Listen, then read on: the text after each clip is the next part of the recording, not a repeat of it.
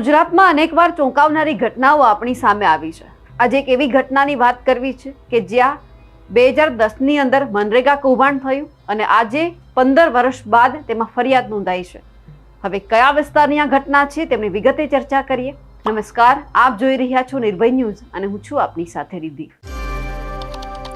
અવારનવાર એવી ઘટનાઓ છે આપણી સામે આવતી હોય છે જેમાં આપણને પણ એવો વિચાર થાય કે વર્ષ પહેલા જે કૌભાંડ થયું, જે ઘટના ઘટી, એમાં હવે ચુકાદો આવ્યો, હવે એમાં ફરિયાદ નોંધાઈ। હવે આ ઘટના છે એ રાજકોટના ધોરાજીના ફરેણી ગામે બની છે કે જ્યાં 15 વર્ષ પહેલા મનરેગા કૌભાંડ સામે આવ્યું હતું અને એમાં 2010ની અંદર જે આખું કૌભાંડ છે તે આચરવામાં આવ્યું હતું અને એમાં જે અત્યારે તત્કાલીન મહિલા સરપંચ છે અને તલાટી છે એમની સહિત 4 સામે પોલીસ ફરિયાદ છે તે નોંધવામાં આવી છે। વર્ષ 2010ની રાજકોટ જિલ્લાના ધોરાજી તાલુકાના ફરેણી ગામે મનરેગા યોજના હેઠળ કામો ચાલી રહ્યા હતા। આરોપ એવો છે કે એ સમયે ભૂતિયા મજૂરો ઊભા કરવામાં આવ્યા હતા। એક જ સમયે એક જ વ્યક્તિને 2 અલગ અલગ સ્થળે કામ કરતા દર્શાવી સરકારી તિજોરીને ચૂનો ચોપડવામાં આવ્યો હતો। આ મામલે હવે 15 વર્ષ બાદ ધોરાજીના એટીડીઓ રાજેશ કામરિયાએ તત્કાલીન સરપંચ સવિતાબેન રાબડિયા, તત્કાલીન તલાટી MV વેકરિયા અને 2 માસ્ટર ક્લાર્ક રોહિત રણછોડભાઈ સરદારા અને જગદીશ બાબુભાઈ રાબડિયા વિરુદ્ધ પોલીસ ફરિયાદ નોંધાવી છે। મનરેગા અંતર્ગત જે તે સમયે કામગીરી કરવામાં આવેલ હોય, જે વખતે ભ્રષ્ટાચાર કરવામાં આવેલ અને એ બાબતોની તપાસ મુજબ કાર્યવાહી કરી અને ફરિયાદ નોંધવામાં આવી છે। 4 જવાબદાર વ્યક્તિઓ સામે અત્યારે ફરિયાદ નોંધવામાં આવી છે। કૌભાંડની મોડસ ઓપરેન્ડી એવી હતી કે મજૂરોની ખોટી હાજરી પૂરી, તેમના ખાતામાં જમા થયેલા પૈસા સરપંચ પરત લઈ લેતા હતા। જોકે તપાસ દરમિયાન ભ્રષ્ટાચાર સાબિત થતા આરોપીઓએ 1,42,000 જેવી રકમ છે સરકારમાં જમા પણ કરાવી દીધી હતી, પરંતુ ફોજદારી ગુનો બનતો હોવાથી હવે ફરિયાદ છે તે દાખલ થઈ છે। હવે આ જ બાબતે જે તત્કાલીન સરપંચના પતિ છે તેઓ શું કહી રહ્યા છે તે પણ સાંભળીએ અને એમની સાથે જે TDO છે RR ઠુમર તે શું કહી રહ્યા છે તે પણ સાંભળીએ, કારણ કે ઘણા લાંબા સમય પછી આ ઘટના જ્યારે સામે આવી એટલે હવે ગુનો નોંધાયો છે। ફરેરી ગામના અંદરમાં 4 ઉપર ફરિયાદ થઈ છે 15 વર્ષ પછી। શું કહેશો કે શું ઘટના હતી, તમામ ઘટના શું હતી? મનરેગા અંતર્ગત જે તે સમયે કામગીરી કરવામાં આવેલ હોય, જે વખતે ભ્રષ્ટાચાર કરવામાં આવેલ અને એ બાબતોની તપાસ મુજબ કાર્યવાહી કરી અને ફરિયાદ નોંધવામાં આવે છે। કેટલા ઉપર ફરિયાદ કરવામાં આવી છે? 4 જવાબદાર વ્યક્તિઓ સામે અત્યારે ફરિયાદ નોંધવામાં આવે છે। શું કઈ રીતે આ લોકો સરકારની તેજુરી ચૂનો લગાતા કઈ રીતે પૈસાનું કરતા હતા લોકો? જે તે સમયેના સરપંચ તલાટી વિરુદ્ધ કાર્યવાહી કરવામાં આવેલ છે અને મજૂરોના ખાતામાંથી પૈસા બાબતેની વિગતવાર અહેવાલ છે એ મુજબ કાર્યવાહી કરે છે। સાહેબ, 15 વર્ષ પછી આ ગુનો દાખલ થયો, શું કહેશો સાહેબ?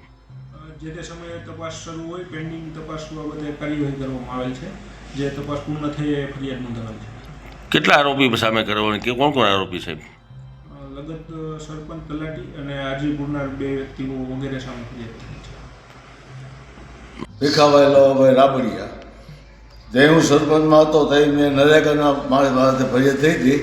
નરેગાના કામ મેં એક કર્યા નથી, પહેલી વાત તો એ। પછી બીજું કે મારા ઘરના સરપંચ બીજી ટર્મમાં આવ્યા તો એને કામમાં નરેગાના કર્યા હતા। પછી મારા મંત્રી જે વેકરિયાભાઈ હજી હતા એ નિવૃત્ત થઈ ગયા। નિવૃત્ત થઈ ગયા એટલે મને કહે આપણે VC રાખ્યા હતા નરેગા રસ્તા ભરવામાં, એ રસ્તા ભરવામાં VCના 35,000 રૂપિયા ભરવાના થાય એક જણાના, 2 VC હતા। એટલે મેં કીધું ભરી દે, વાંધો નહીં, કીધું તમને તકલીફ પડે, એને પેન્શન અટકાતું હતું એટલે એને કીધું છે એટલે એને મેં પૈસા ભરી દીધા। એની પૈસા મારી પાસે છે અટાણે પૈસા ભર્યા, મને TDO ભરાવ્યા હતા ધરાડથી। પછી માથેથી પાછી FIR પાછી ફાડી એમ કહે છે કે FIR ફાટી, ભલે વાંધો નહીં। અને હજી કામ જોવો હોય મારે નરેગા હજી આજની તારીખમાં જે છે 15 વર્ષ થયા, હજી મારા રોડ રસ્તાના કામ છે ને એ કોઈ બગડ્યા નથી, હજી એવા નવા કામ છે। છતાં મારી માથે ખાવા હિસાબે મારે એ તો જો કે ધામમાં વયા ગયા, વજુભાઈ વીરજીભાઈ સામે કરાવ્યું હતું બધું, મારે સામે મંદિરને વાંધો હતો એટલે આ બધું કામ કરાવ્યું છે। હવે ભલે જે કર્યું મારો કેસ હાલે તો મેં પૈસા ભરી દીધા, તો છતાં FIR ફાટી છે તો ભલે ફાટી, હું ક્યાં ફાટી પડું? અને મેં નરેગાના કામ કર્યા નથી, મારા ઘરવાળી હતી સરપંચમાં, એને કામ કર્યા, મારા માથે ખોટા આક્ષેપ આવ્યા કે તે પૈસા ખાઈ ગયો। અને મંદિરે ઓલા માણસોને બોલાવી કે તમે કે ખોટી આવડો લખી દો સોગંદનામા કે અમે પૈસા ઉપાડીને સરપંચ આપી દીધા, એવું મારી માથે આક્ષેપ કર્યો પૈસાનો। 1,35,000 રૂપિયા જેવું છે એવું મેં ભર્યું છે. 4 જણાના 35,000 રૂપિયા ભર્યા, 35,500 ને કાંઈક માથે છે. એની કોઈ મારી પાસે આજની તારીખમાં છે, તાલુકામાં એ છે. અને આપણે ટીડીઓ સાહેબ એવું કીધું કે હવે તમારી પાસે કોઈથી કાંઈ થાય નહીં, એવું મને કીધું હતું. તો આ બાજુ હવે જે તત્કાલીન સરપંચ હતા એમના જે પતિ છે તે પણ સામે આવ્યા છે અને હવે એમનું કહેવું છે કે આ અમારી સામે અત્યારે રાજકીય દ્વેષ રાખીને કાર્યવાહી કરવામાં આવી છે. તેમનું એવું પણ કહેવું છે કે તલાટીનું પેન્શન અટકતું હોવાથી માનવતા ખાતર તેમણે વર્ષો પહેલા પૈસા પણ ભરી દીધા હતા, તો હવે ફરિયાદ કેમ? તલાટી નિવૃત્ત થઈ ગયા એટલે એમને વીસી પણ અહીંયા રાખ્યા હતા, એના 35,000 પણ ભરવાના થયા હતા. અને આ બધાની વચ્ચે ભીખાભાઈનો દાવો એવો પણ છે કે રાજકીય હરીફોના કહેવાથી ખોટા સોગંદનામા કરાવીને કેસ ઉભો કરી દેવામાં આવ્યો છે અને રિકવરી ભરાઈ ગઈ હોવા છતાં 15 વર્ષે FIR ફાટતા તેઓ પણ આશ્ચર્યમાં છે.